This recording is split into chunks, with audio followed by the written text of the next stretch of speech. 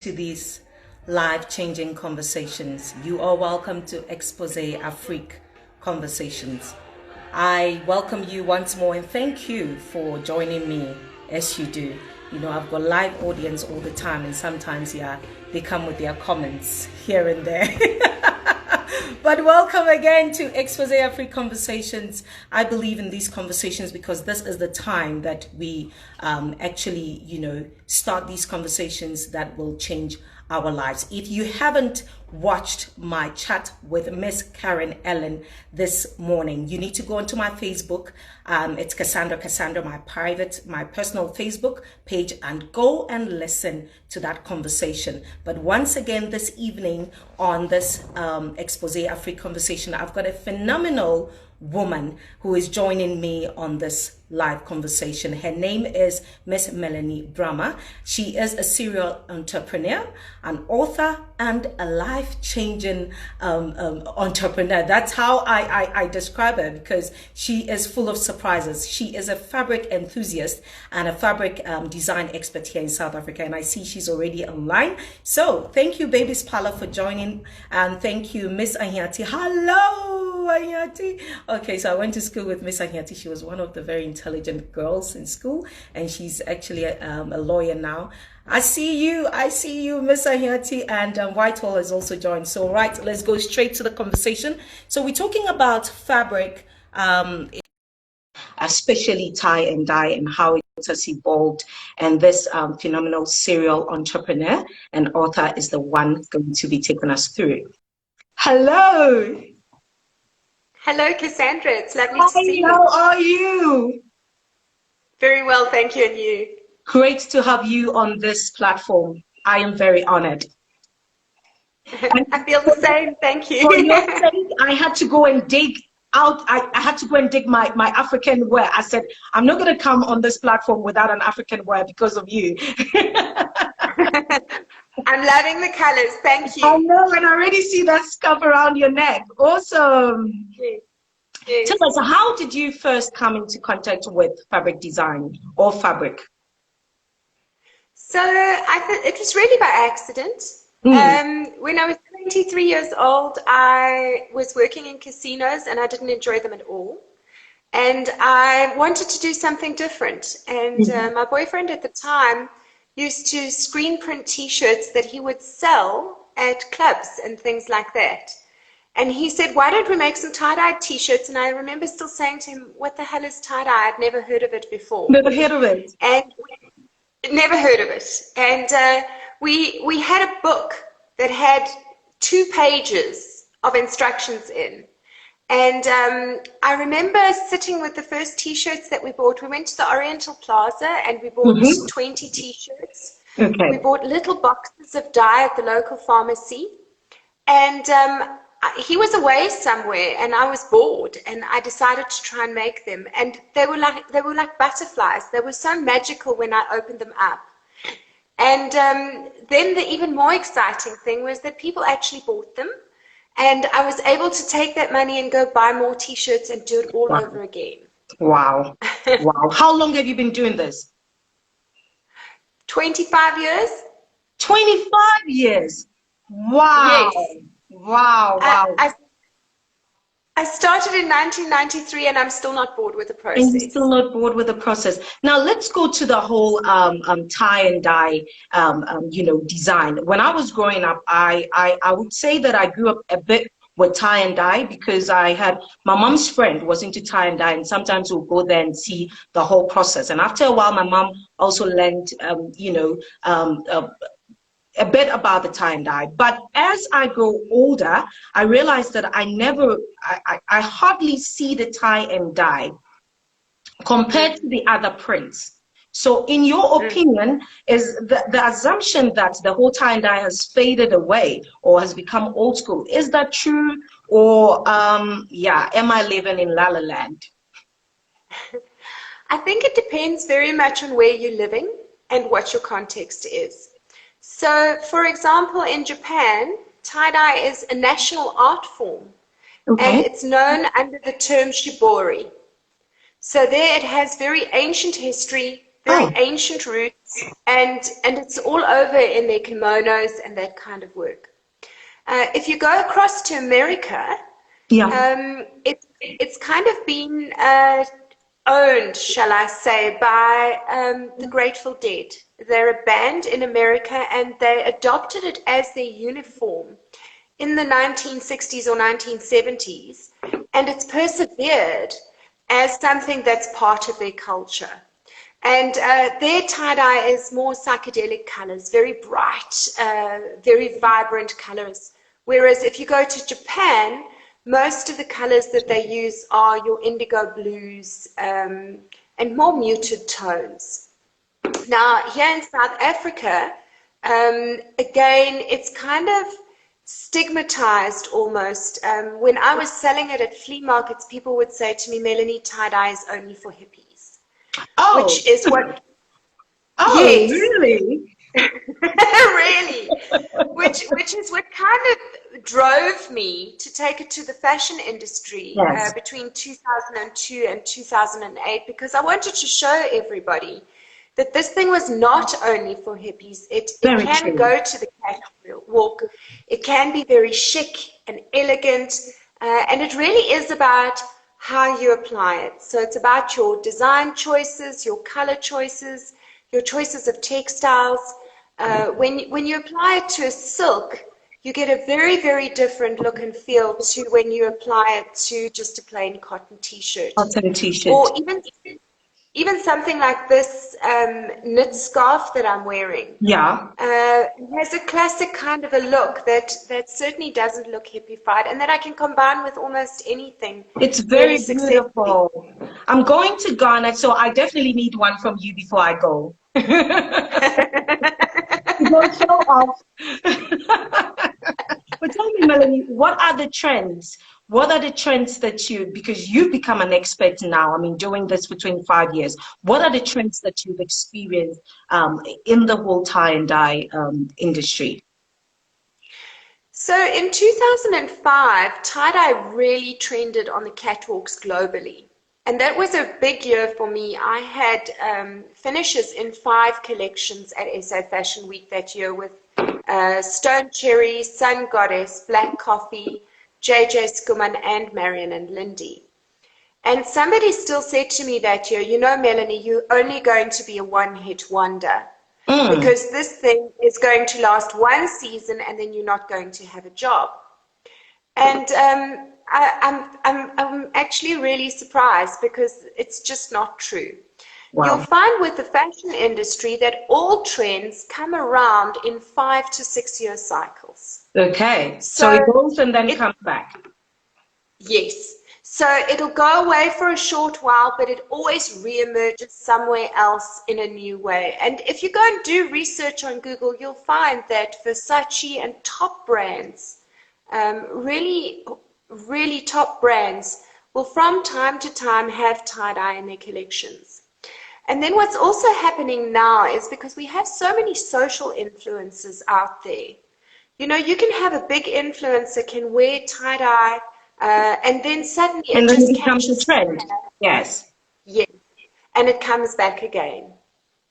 How has it evolved? So it started, many times I see tie and dye on t-shirts. How has it evolved? How else are we going to see tie and dye these days? So it really is very ancient, and it's as old as humans putting color on cloth. Because if you fold cloth and you manipulate it, where you push it together like that and there's pressure, and then you submerge it in color, when you pull it out again, there's going to be a pattern there. I saw one beautiful video on YouTube when you were teaching the kids, and they absolutely loved it, when you were just creasing the t-shirts and submerging it in colors. Very beautiful. Yes. Kids go absolutely nuts for the process. And it's a great way of teaching children about cause and effect. You can teach them not only about chemistry, but also about physics, because they learn that when fabric is pushed tightly together like that, water can't get in. And all of that is actually mapped out by a tie-dye. As you open it up, so for example, this one that I'm wearing here, all of these white stripes are places where there were the elastic band that's really, really tight. Yes. Okay. That's where you put the elastic band. Yes, yes. Sis Billy is asking, what makes you a serial entrepreneur? All right, let's go there. What makes me a serial entrepreneur? So, as unlikely as it might sound, I have re-engineered my business model around tie-dyeing many, many times. So I started out selling clothing at flea markets. So I would tie-dye it and sell it to a market. I would sell people something I'd made. Mm. And then when the markets in South Africa at the end of the 90s started to go into a decline, I then shifted the business model and began making bespoke textiles for the fashion industry. So this was a whole new business where I had to find a whole new market base. And I then approached fashion designers proactively. I said, this is what I can do. And they gave me the fabrics, which I then dyed for them. Then in 2005, I came up with a craft kit that I could sell into retail stores. So there again, my business model shifted and I became a supplier to the craft industry. Then in 2010 and 2013, I published 2 books, and I've actually got one of my books here that I can show you. Awesome! And they're very, very beautiful full-color books. They've got some lovely pictures in, and they've got step-by-step projects in that you can do. And after I'd published those books, I then became a full-time traveling teacher. So I've traveled all around South Africa, teaching into craft schools, the skills development space, fashion colleges, anywhere where I could find. So I've had a teaching and training company. I've got a lot of entrepreneurs on the line now, so I'm sure they are fascinated and they're learning a lot from you. I've got Baby's Parlor, who's an online she's got an online clothing store, and I see she's saying it's very educative because I'm sure she's having ideas on how else to divert her business. Yes, yes. So it's a great way of creating a difference for your brand. So if a designer can make a bunch of clothing in white with a base cloth, and then from there, test the market to see what colors, what patterns are going to be popular. And then they can make them on demand in the colors that the market then wants. So it allows a designer to be very responsive. One of the other things that I love to teach is lino block printing. I love lino prints. It's a very direct way of printing on fabric. I know a lot of people like screen printing, but I like lino prints because they're very versatile, they're very direct, and a designer on a very tight budget is able to do some really amazing things with lino prints. So it's a great way for a fashion designer to differentiate themselves and bring in their own unique designs into their collections. Madeleine is asking, can it work on wool? Is a wool roving?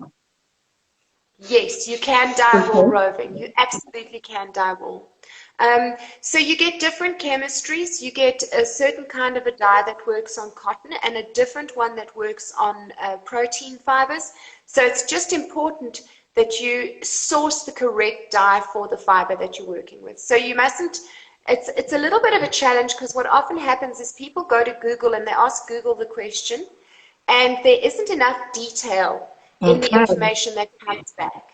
So they assume that a certain method, okay, if I add vinegar, this is going to happen, not realizing that that's a specific recipe for a specific kind of fiber. So, yes. So I recommend that anybody who wants to work with dye does some research first. And all that's important is that you match your chemical to your fiber source. So you must make sure that the two are matched before you start. For someone watching it, I mean, this is very, very amazing, fascinating. How would they get a hold of your book? Because as you said, it's got step-by-step process of how to actually tie and dye. How can they get hold of your books? Because people are asking. Okay, so I have 2 books and they're both available on Amazon. One is called Contemporary Die Craft. Okay. And that one is just tie and dye. It's got 50 projects for tie dye in, and it's got pants and homeware and shirts and scarves, all different things. And then the one that I showed you earlier is called 50 Silk Scarves. And in that book, I've used the story about scarves to pull together all the things that I like to teach, which is lino block printing, tie-dyeing, and a technique that I call printing with found objects, which is a method that was actually born in the skills development space, which I used to shift mindsets of people who felt, I don't have the resources to start a business. To start a business. So, yeah, so I would get people to bring me their garbage, and I would Wow. show them how using empty milk cartons Wow. and corrugated cardboard and things like that, you can actually print patterns onto your own fabric and make very unusual and chic looking things. Maybe I can show you one of these projects from my book. Let me just find it. I've got it bookmarked here.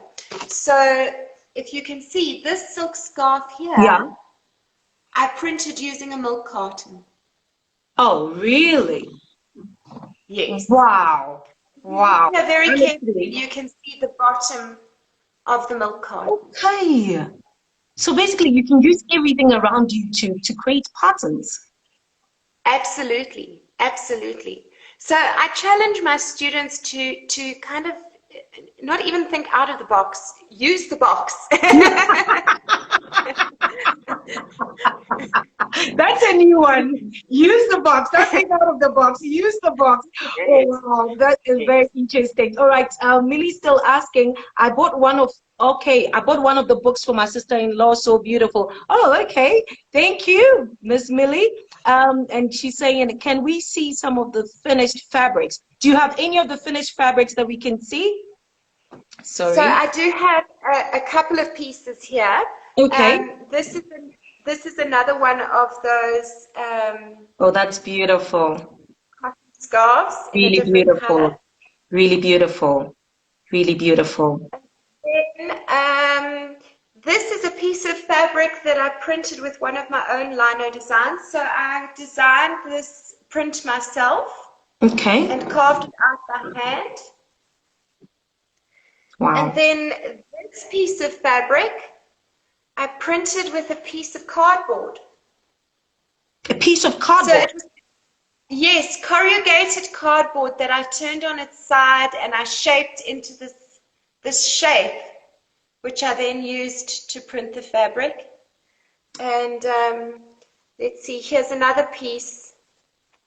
This is also one of my lino designs. I am fascinated. So by using cardboard, milk tins, the box itself, not thinking out of the box, but using the box, you've been able to create these designs that have gone international, and you've been able to teach other people how to do this. That is so amazing. Other people are saying that they're going to come to you. Melanie, I'll put your details out there because it looks like a lot of people want to actually learn from you. Okay, Baby Spala is saying, sure. Do you mind showing us some samples? Yes, okay, that's what she's just done. And Whitehall is saying, I have come across youth wearing it now, but mainly in the US. How big is the market in general? And how big do you think it is in SA? How big is the market? So the market is really as big as you want it to be. I'm always an optimist. And I see challenges as opportunities. Great. So in South Africa at this stage, designers all complain that they struggle to find unusual fabrics. All of the fabrics that we're buying come from China at the moment. There's very little local production. And because of the way it's imported, like everything's the same. There isn't anything that's really, really different. Although we do have some of the wax prints coming through from Central Africa and that kind of thing. A lot of designers complain that they struggle to find beautiful fabrics to work with. So I always view that as an opportunity. I feel that we're at an amazing time in history to grow local industry. Yes. Yes, and that we should be making local, buying local and supporting Very local, true. especially post-COVID. Very true. Very true. All right. Miss Billy is still asking. Beautiful work, Melanie. I love. Oh, okay. Beautiful work, Melanie. I love you so much. I just love your passion. I love your passion too. Use the box. Don't think out of the box. Use it. Milk tins. Wow. Okay. Baby Scholar is still saying very creative. Whitehall is saying, would you be interested in going to do a workshop in Ghana? I did ask you this. I would I love would to host you in Ghana. absolutely love to. You coming to Ghana, definitely. All right. Thank you, Nana Kofi Mensah, for joining. Oh wow, a lot of people are online. Thank you, bra-in-law. Thank you, bra Kijo. I like that you use the box. Okay. And yeah, there are a lot of comments here. Amazing Mataline is saying, amazing Mataline, thank you very much for joining us. But thank you so very much, Melanie. Before we go, that one advice for that person who is unemployed and thinking, oh, what am I going to do? There's nothing to do. What is that one lesson for that entrepreneur? So in 1993, I made a choice once. I decided that being self-employed would be way more fun than being unemployed. Oh, wow. And the difference between unemployed and self-employed is just a shift of mindset. That is the only thing standing in your way of engineering the life you want. And being self-employed has been the most exciting journey of my life. I really wouldn't have wanted to have done it any other way. Wow, thank you very much for coming on the show. I'm thinking differently today, especially when it comes to tie and dye, because to be honest, I mean, from that time, from that assumption that, oh no, nobody likes tie and dye, I've also left it. But from today, I'm shifting my mind as well. But thank you very much for coming. I'm going to put your books as well when I post this video, and then also your social media handles, so that for the entrepreneurs who are watching right now who want to get in touch with you, they can do so. And I will be looking forward to hosting you in Ghana. Thank you so much. I appreciate this opportunity very much. It was Thank you, an absolute Melanie. pleasure. Have a lovely weekend. You too. Bye. Bye-bye. Oh, thank you very much, guys, for joining me. This has been a very informative and educative chat with Melanie, and I will put all her details there. Wait, now you guys have been running away right after the chat. Don't do that. Don't do that. You need to wait for me to post the video, and you need to like and comment and share before you leave. All right. White dress, I see you. I see you. Thank you very much for joining. Hi, Mataline. Thank you. Babies Fala, thank you. Humphrey Lomote. Oh, hi, Pastor Humphrey. Thank you very much. And then I see, oh, I saw someone here. Let me see. SWT, I think I know this person. Yeah, I do know this person. But anyway, Nolitande. Hi, Nolitande. How are you? Anyway, have yourself a blessed weekend. Thank you very much. These conversations continues. Even when it is not online, it is continuing. And I have these conversations with my siblings all the time. I have these conversations with my friends all the time. Let's keep talking, because it's the only way that we're going to, you know, we're going to bring change into our lives. When it comes to tie and dye, personally, I have thrown it away, because I remember when growing up, I think my mom lent a bit of tie and dye from somebody, and after a while we had thrown it away. Someone has taken tie and dye using cardboards and empty milk tins, and it's gone international. What are you doing? The conversation continues. But thank you. And this conversation is sponsored by Pizzeria Ghana. So this is what you have to do. You need to wait and like this video, and you need to tell me what is the name of my guest in the morning. What is the name of my guest in the morning? My guest for Facebook Live. You need to DM me her name, and you need to DM me the name of my guest this evening as well. And you need to go and follow Pizzeria Ghana and DM me the answers. What do you call it? DM me the answers. Yeah, don't post it public. You just need to send it privately to me, and you stand a chance of winning food voucher from Pizzeria Ghana. These conversations are going international. Xpose Afrique is the best. Have yourself a fabulous, fabulous weekend. See you same time next week. Bye.